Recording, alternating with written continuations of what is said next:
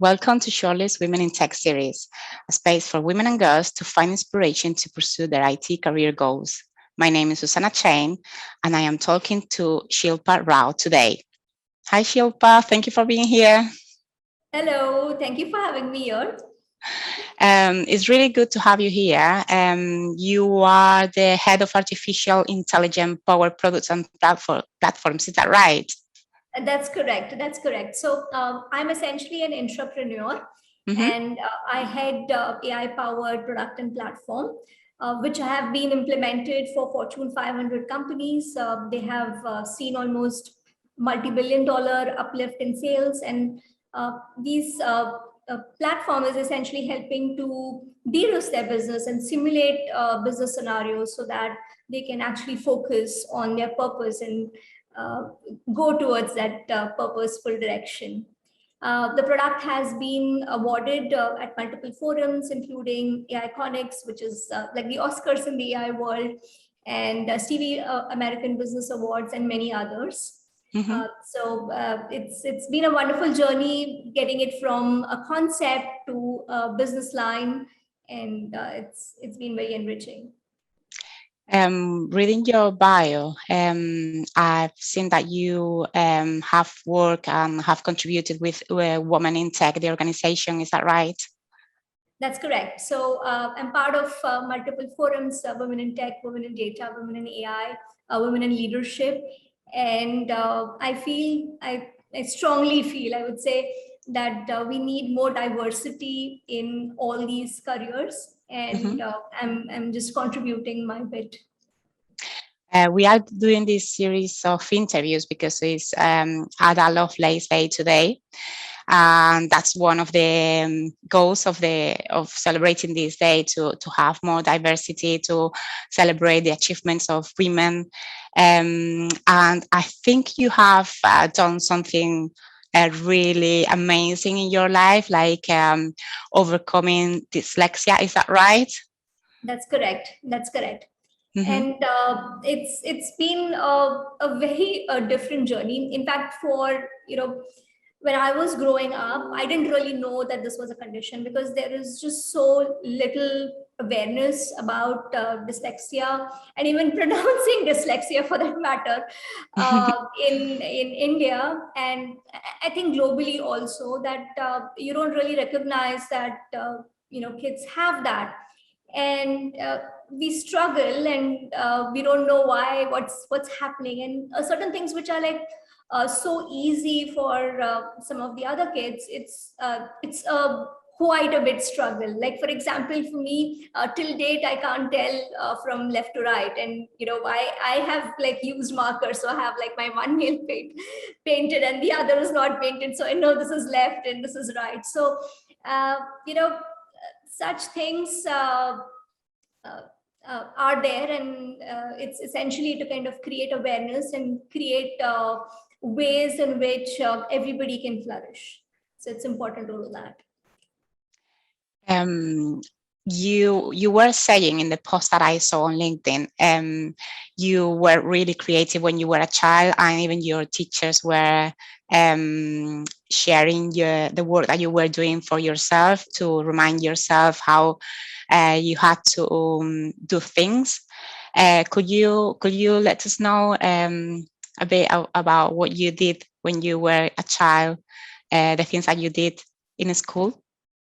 Sure. So when I was growing up, I found, as I said, I didn't know I was dyslexic, but Mm-hmm. I had really difficult times in doing simple things, right? In from a example, from a study perspective, right? Like so when you're studying alphabets, D and B are like, when you have them in small letters, they're just so confusing, Yeah. and I could never get them right. And I started kind of using my little tricks to remember and look at it. Like for example, I had kind of put on my right hand, I had to put like a slash, Mm-hmm. and that was to kind of remember that it was B for bat, so that I have to kind of orient that circle on that side. And then like reading out loud was just so difficult for me, and I used to really dread all the language classes where you are supposed to kind of read out loud, and you have your fellow students who are kind of sitting next to you, and then they finish and then you start, and then they finish and you start, and it was just a nightmare for me. So one of the strategies I applied was to kind of read up the lesson up front. And I used to get up, I mean, like I was maybe in first grade or second grade, and I used to wake up at 5 a.m. to study first grade, right? So it was funny. And I would just memorize that lesson, right? So I didn't understand it, and it was okay because I could understand it in the class, but it was important for me to just like read it, and somewhere later I started writing it to just memorize it, so that when I'm in the class I can, I'm able to read it out. So a lot of such tricks, small tricks that I had to kind of do to find my way around things. And I felt it was very interesting, because I was like, there was a challenge and I'm kind of inventing things for myself to go around that challenge. So I found it very interesting also. What did the teacher said? Did they find out that something was going on? No, not really. I mean, the teachers couldn't find that out, because I started doing this really good. So I was in fact a good student, but I spent a lot of time just doing that practice, and I was in many ways like a nerd. Because while other kids would like play and like chill out and do other things, I was like just back home and practicing, because I knew that it was just so much more difficult for me to even be at the level playing field. So It's amazing because it sounds like your mind is a brilliant mind. It's able to memorize so many things. So, wow, I am impressed. When did you find out that you had dyslexia? Like, because you were saying you didn't know it was a condition, and absolutely not. So I did not find out till like maybe a few years ago. I did not know it was in fact called dyslexia. And I was just thinking, that's the way it is. And, maybe I have to do some things which are different. And I was like, okay with it. And I didn't really know that there was a name. For me, even to drive, it took me 10 years to get to drive, and so many driving trainings and like extended hours of training that I had taken over 10 years to just to kind of drive, because left and right is like I'm really bad. So I knew there was something going on, but I thought maybe, and like a lot of people, you hear things and people say, no, it's a girl thing, girls don't drive, and all of that, and I was like, no, it's not. And I was like so determined that I'm going to drive. So yeah, so I did that. So I know there was a situation, and you don't pay attention. It was not something which was like stopping or life threatening, or I was always able to find a way around it. So I never kind of really researched on is this a condition. And then a couple of years back, I was speaking to one of my manager, and she was actually talking about that she had like uh, learned about this, and she was thinking that maybe she's also having a similar kind of tendencies. And that's when I started researching, and it was just just eye-opening. wow. Well, that proves that you are a resilient person as well, because you didn't give up. But something that I wanted to talk to you about is your job, what is the most challenging part of your job? What is because this series of interviews, I want them to be inspiring for women and girls. So maybe sometimes they think, oh, that's too complicated for me, because there are these studies saying that only 3% of females enter a career in technology, and probably there's a reason why behind that. I don't know if you have thought about it. Sure. So I can tell you from an India perspective, right? Mhm. So in India, if you see technology jobs are some things which are looked up upon. So because they are in fact considered safe for women, and a lot of the companies have very women-friendly policies, and it also gives international mobility. So they are looked up upon. But having said that, still the gender parity and the number of women in tech, even in India, is significantly low. It's significantly low, and there are a lot of reasons. And then the reasons go right from the childhood to the executive careers. And I could maybe tell some of those. It's a different perspective because every country kind of Mhm. goes through different things. So right from the birth in India, there is a huge gap in the male and female ratio. So there are 50 women lesser, or maybe 57 women lesser to every 1,000 male when they are born itself. And there are a lot of societal, fallacies which kind of, lead to that. Now, this gap widens as it goes to primary school, and our government is kind of taking a lot of steps in terms of ensuring that women, girl child, are in school. There is free education, there are free meals. So there is a lot of which is being done at grassroots level, and yes, there is more work to be done. Then when you come to the next stage, when you're kind of looking at your higher education, engineering and engineering in general and anything related to computer science is an expensive education.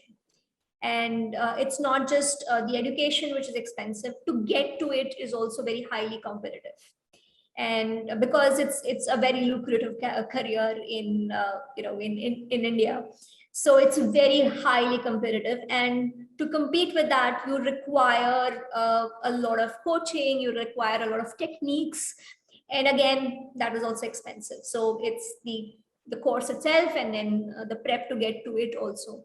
And many parents being looking at like an ROI on their investment, they think daughters are not going to be like taking care of them, and they don't want to spend as much on a daughter. So it's a societal norm which has to kind of change, and that's what it's changing now, right? I mean, I am fortunate. I had parents who were always supportive, and uh, I'm where I am because of my parents. So it's that's one layer.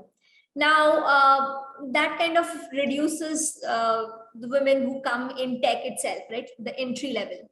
Then when you come to the mid career, there are many women who kind of leave because of childcare, or there is some sick relative, and a lot of responsibility of care falls on women. And it's changing now, where women are able to kind of join after a career break, but earlier it was not the case. And I'm just so glad that there are opportunities which are opening now. And then when they get older and maybe like senior, the health issues come in, and the health issues come both for men and women. But for women, it is more because one, as there is a nutritional problem when you grow up.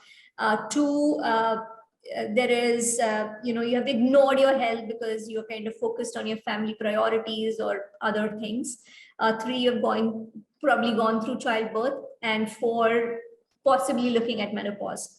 So the health from a women perspective actually is, if it's not intervene at proper time, and nutrition is not given at proper time, it deteriorates. and you are kind of in your career doing a lot of things to fight that battle and get equality and all of that. And when you reach a stage when you're senior and then your health is not really supporting, it's very difficult to get to the next level.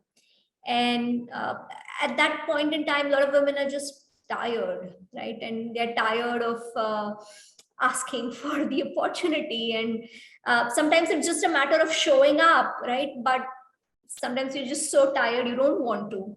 So I would say it's like the race to the top is like a marathon, and women are doing a lot of sprints because of all the conditions. So that's the reason that you don't see a lot of women at the top, and that's something that we need to change.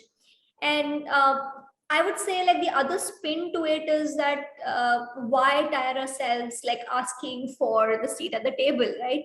Sometimes we just have to work on ourselves and create our own table. So yeah, that would be my take on how this could shape. When did you decide to get into IT? Well, you are doing artificial intelligence. How did you come up with the idea? Sure. So as I was said, I was struggling with dyslexia, and I was constantly like finding mini inventions which could be like my way of working around. I was not like a traditional quote unquote inventor who's like doing all the Legos or opening up like devices and finding out things. So I was not doing that, but I was finding these tiny inventions around me to just lead my life. And I felt that that was really empowering, and I wanted to kind of pursue that as a career also. Mm-hmm. So when I mean, like how I got into engineering is a completely different story. The reason I got into the engineering college, which I am, it was just because it was closer to home.